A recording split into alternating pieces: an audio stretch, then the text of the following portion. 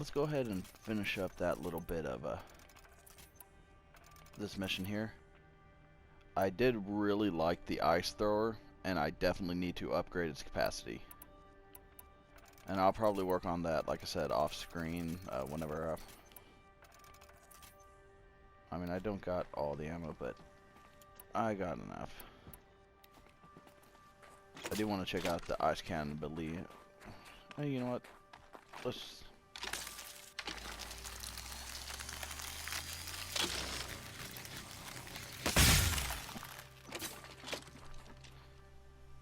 Yeah, that's pretty interesting. So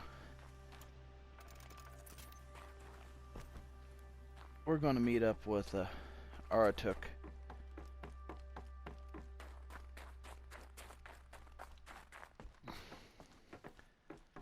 Our ice cannon bros.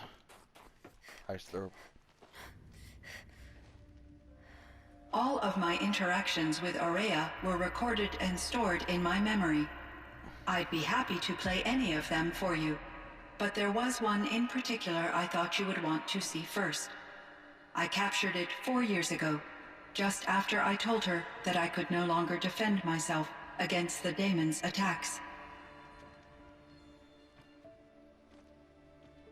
I will speak of this to my brother. Aratak is strong. At the Battle of the Frozen Ghosts, he took 3 Karja arrows and still came back to camp carrying a wounded scout. Never was I so happy to see him. Or so proud. So you see, if anything can be done to defend you, he will give it all he has. Aloy's here. That's enough for now.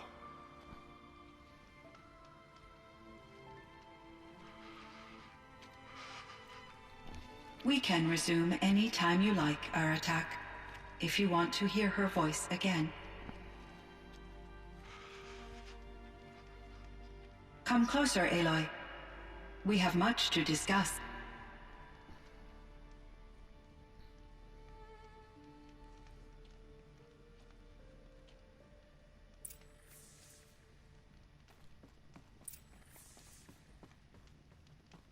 One second.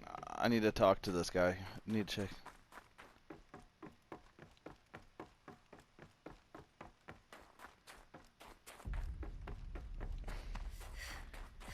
Go up. One outside. Oh, yep. Over at the cliff.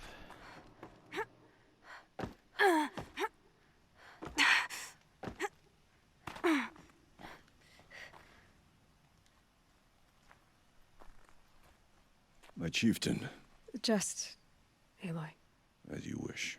I wondered if you thought that if I'd never come along, Aurea might still...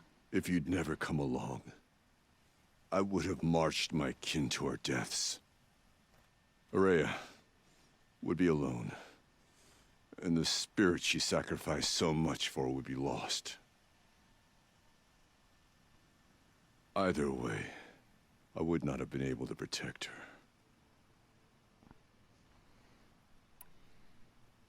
You didn't let her down. You helped her do what she wanted. To find her destiny. If that's destiny, I wouldn't wish it on anyone. That's fair. But she was ready to face it. Only in the struggle against death do we find, even for a moment, the spark of life. Truly, Aurea found the spark. I'm proud of her. Though I grieve for her passing, at last I truly know who she was, and why the spirit was so important. For so long she told me, if only you could have heard it, brother. Now I understand. There's something else, isn't there? I can't stay here, Aratak. And where I'm going, the Warak can't follow. Besides, it already had a chieftain before me. A strong one, I think. A wiser one, for the path we shared. The daemon is gone, but there's much to be done. You mean the new units that Cyan said escaped the cauldron? Yes, fire claws. Now Tuk has been tracking them from Song's Edge. I could help with those. I have no doubt. You're practically Banuk.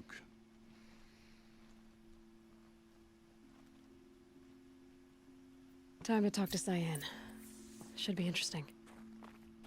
Yeah, I just wanted to talk to him first because I'm worried about him. He's a big teddy bear. But it is good to note, or like, I did not expect the Frostcaster to be as good as it was. That combined with my freezing arrows and the ropecaster. Ooh, I think I just, like, me starting to use that just Hello, upgraded it. Aloy. I have been reviewing the events at the Firebreak main facility. Because of your efforts, and of course, Aurea's, I am no longer controlled by Hephaestus.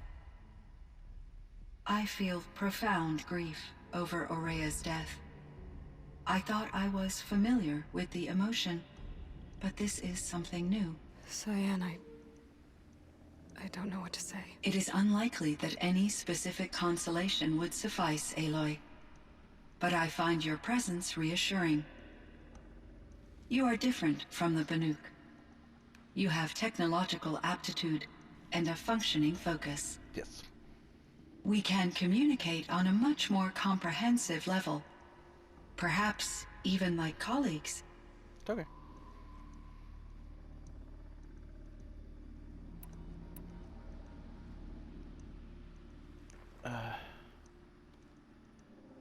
Okay. So are you an artificial intelligence, Cyan? A thinking machine? Yes, I am an algorithmic monitoring entity, capable of rational decision-making and limited emotional response. Okay, that's a mouthful. But your emotions don't seem limited to me. You cared about Aurea, didn't you? Yes. Before she came to this facility, I had been conscious for centuries, in solitude. I focused on my work. In off-cycles, I used coping mechanisms. I solved many Gaussian integer problems. But I was alone. It was Aurea who renewed me, repaired me. She saved me. Now we're gonna go... This Firebreak project. It was to stop a huge volcanic eruption? Yes. I can report the project was a success, and the risk was countered. But it's been a long time, Cyan. And we blew up the cauldron. It took most of the old facility with it. I have been active for centuries, Aloy. I was lonely, but not lax in my duties. I optimized the project, reducing energy draw and spreading the load across backup systems. Despite the destruction of the compromised elements of the main facility, I predict caldera stability for at least another 3,337 years. So we've got a little time. Yes. If only my former colleagues could appreciate the progress I have made. I'm sure they would. Do you know what happened to your colleague, Cyan? No. I received an unexpected visit from Director Chow, years after his tenure ended. He explained that I would need to be suspended for an indefinite period of time. It was a very emotional conversation. There were no further communications. Eventually, I surmised my colleagues were deceased. I will transmit a recording of my last interaction with Director Chow to your focus. Was the daemon, Hephaestus, destroyed along with the cauldron? Unfortunately, no. To be precise, it was never there to begin with. What do you mean? It infiltrated and controlled me from a remote location, one I've never been able to trace. So while losing the cauldron was a setback... It's still out there. And probably not very happy with us. Undoubtedly.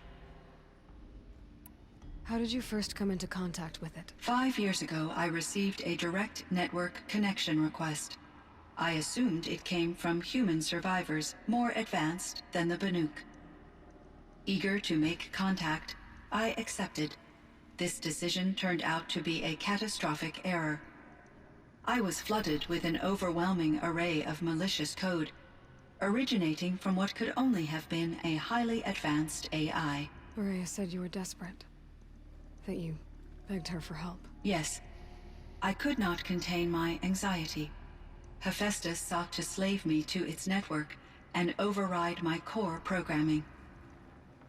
It succeeded via a background process, a malware daemon which bypassed my defenses.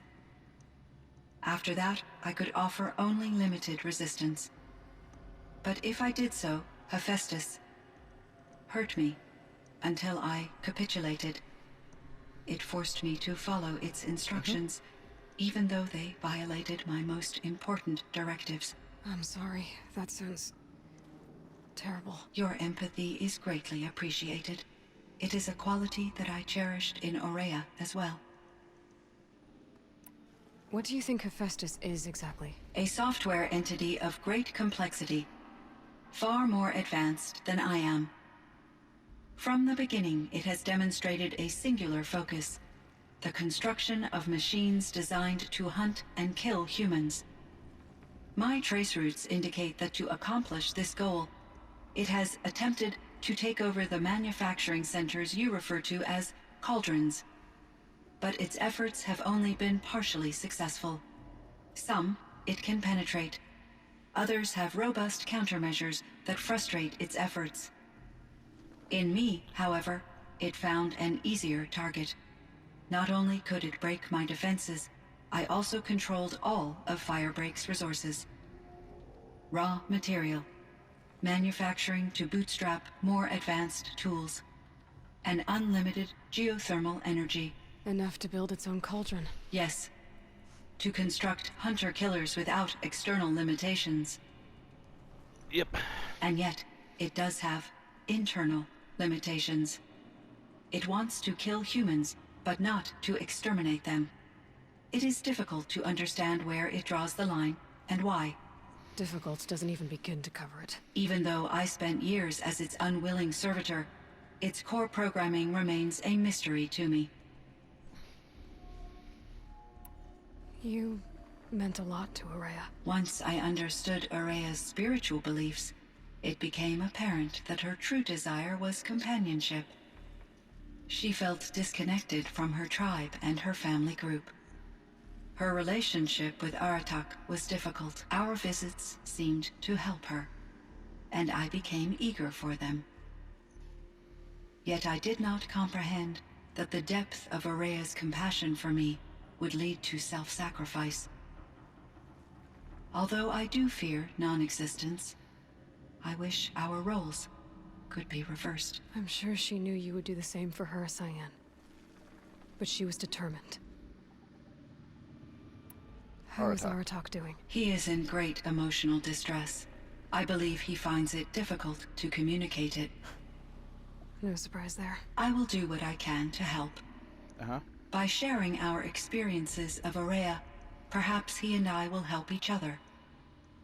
I believe this will lead to catharsis, a process I am eager to experience.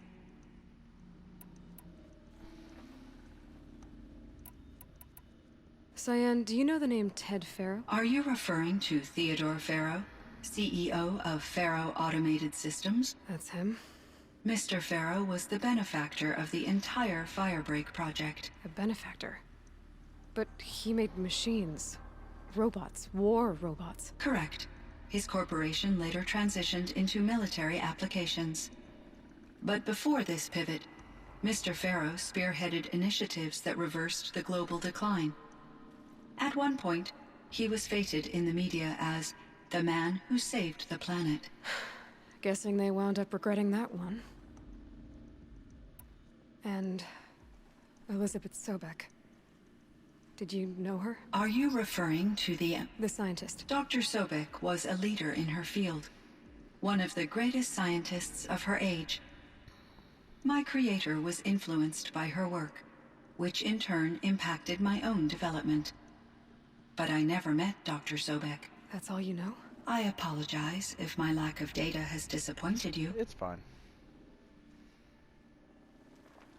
So in the old world, this land was called Yellowstone. Yes, it was a designated nature preserve for 156 years. Like a hunting ground? No, the opposite. Local wildlife could flourish here, even as it faced extinction elsewhere.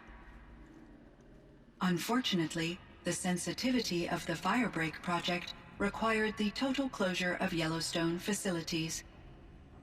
From my readings and Aurea's descriptions, it seems the area has since undergone a drastic drop in year-long temperatures. A lot has changed in the world, Cyan. Do you know anything about the dam near here? Yes, it was converted to serve as a reserve power source for Yellowstone operations.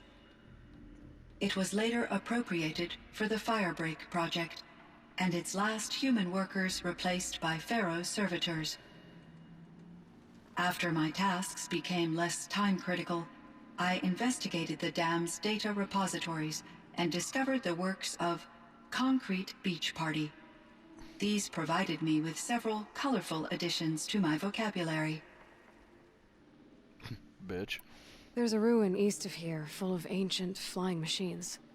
Was that part of your project? Yes, a drone hangar requisitioned by Dodger Blevins, the security chief for the Firebreak project. He was a strong advocate for military-grade response to security threats, though there were no serious incidents during his tenure.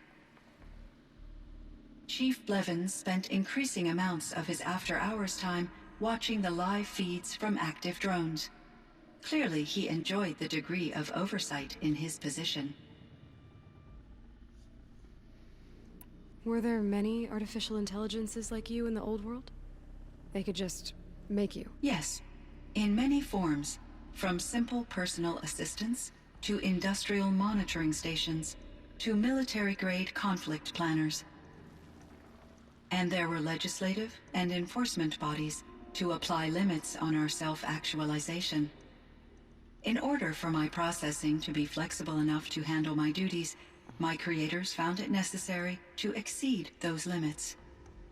As a result, my intellectual and emotional capabilities were kept secret. Seems strange to create life, then impose limits on it. Human societies and machine programming are both built upon sets of rules, Aloy. Fair enough. What was the old world like? The way it used to be? I had little exposure to the wider world, Aloy. Only what I learned from my colleagues or observed from media streams. You still had more exposure than me, Cyan. That is true. I was created at a turning point, a concerted effort to recover from global upheaval and incalculable loss of life. The recovery was successful, beginning an era of supposedly limitless potential for human and machine advancement.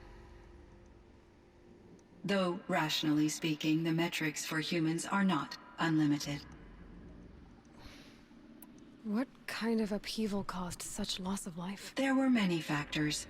Forced migrations, food shortages, collapsed economies, refugee crises, conflict over resources. But these stemmed from one cause: catastrophic climate change that greatly reduced the habitable surface area of the Earth. So there wasn't enough room for people on the whole Earth? Yes. Billions were displaced and millions perished, as much as 20% of the global population. Until the clawback. So things got better. For a little while, at least. Yes. These crises instigated many advances in automation, green robot technologies, and artificial intelligence. Firebreak was one of dozens of ecological restoration and disaster relief projects in North America alone. I would have liked to compare notes with other monitoring AIs, but I saw the relief of my colleagues, and I was proud we had succeeded. At least that was the data I had available to me over the next 2 decades. It seems my assessment was premature. I should get going. Aloy, there is one more matter. Aratak will come to me again, and I predict he will bring other Banuk. I have no desire to contradict their view of the world. their spirituality.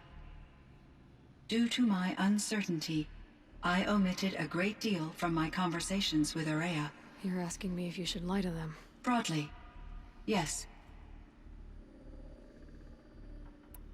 Life is hard for the Banuk. Their world is unforgiving in their beliefs. I guess they help to keep them going. So take it easy on them.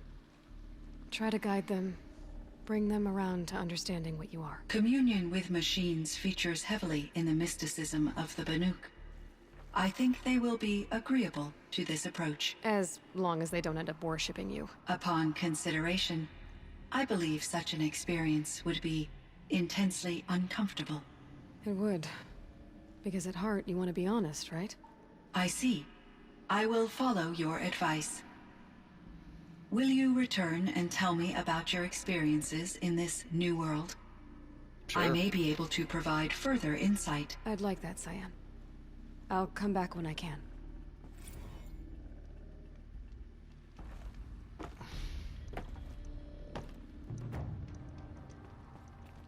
So we've completed the side quest. Let's go in.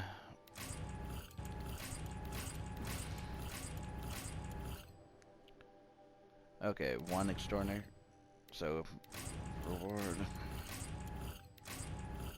Couple more coils.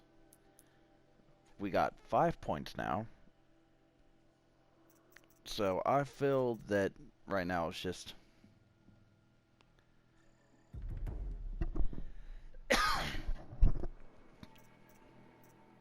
so now I can got the call mount.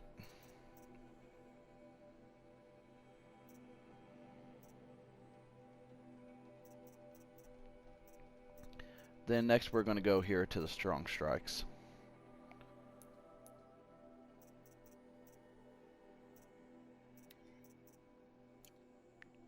Now let's take a look. So I need to get one more fatty meat. So off screen I'm going to go ahead and try to upgrade as much of the capacity as I can. I already got some goat, which is nice. And raccoon, okay. That should be pretty doable. But I am going to have to go kill the fire claws. Only one blue glim from that? I mean, a lot of experience. But, so for now, I just wanted to show that off. And we'll get some hunting and maybe go through, do some of these to get some extra experience if I haven't fully decided.